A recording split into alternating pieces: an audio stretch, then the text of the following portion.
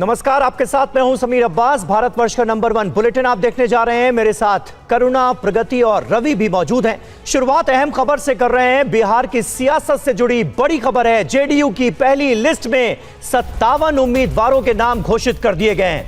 लेकिन खबर इसमें यह है कि चिराग पासवान के दावे वाली 4 सीटों पर भी नीतीश कुमार ने उम्मीदवार उतार दिए हैं। गायघाट, सोनबरसा में जेडीयू उम्मीदवार उतार दिए गए हैं। इसके अलावा एकमा और राजगीर में भी जेडीयू उम्मीदवार कौन होगा, लिस्ट में सामने आ गया है।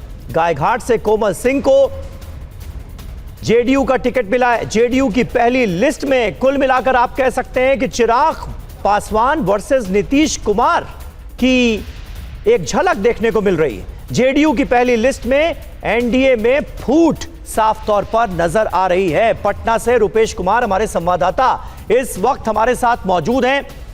हर कोई ये जानना चाह रहा है रुपेश अब तो कि आखिर एनडीए में ये चल क्या रहा है। कोई किसी से खुश नहीं है। सहयोगी दलों के बीच ऐसा लग रहा है कि कोई कोऑर्डिनेशन नहीं है, सामंजस्य नहीं है।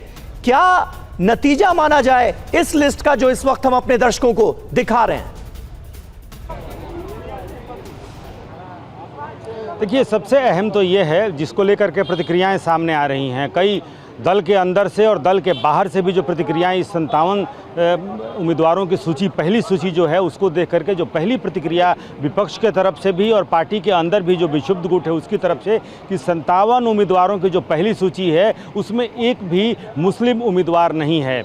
यानी कि नीतीश कुमार ने जो पहली सूची जारी की है उस पर जो पहली प्रतिक्रिया आई आम लोगों की भी और कई क्षेत्रों से भी जो प्रतिक्रिया आई कि क्या भारतीय जनता पार्टी की तरह नीतीश कुमार भी इस बार मुस्लिम मुक्त उनकी सूची रहेगी। 57 सीटों में तो कम से कम ये दिख रहा है कि एक भी मुसलमान उम्मीदवार को इस बार टिकट नहीं दिया गया है और इस बात को लेकर के प्रतिक्रिया व्यक्त की जा रही है। बरबीघा से जो सुदर्शन, जो राजो बाबू के पोते थे, राजो सिंह के पोते सुदर्शन जो वहाँ से सिटिंग विधायक थे, उनकी टिकट कट गई है। और टिकट कटने के बाद से बहुत महत्वपूर्ण उस बरबीघा सीट को लेकर के बहुत चर्चाएं हुई। क्या वहां से अशोक चौधरी अपने दामाद को वहां से चुनाव लड़ाना चाहते हैं, इस बात को लेकर के बहुत चर्चा हुई। चाहे वो भारतीय जनता पार्टी के अंदर चर्चा हुई या फिर जेडीयू के अंदर भी इस बात को लेकर के चर्चा हुई कि क्या सुदर्शन का टिकट कट जाएगा और क्या अशोक चौधरी के परिवार के सदस्य को वहाँ से टिकट दिया जा सकता है। लेकिन टिकट तो कट गया है, लेकिन वहाँ से किसी नए चेहरे को वहाँ से उतारा गया है। अशोक चौधरी के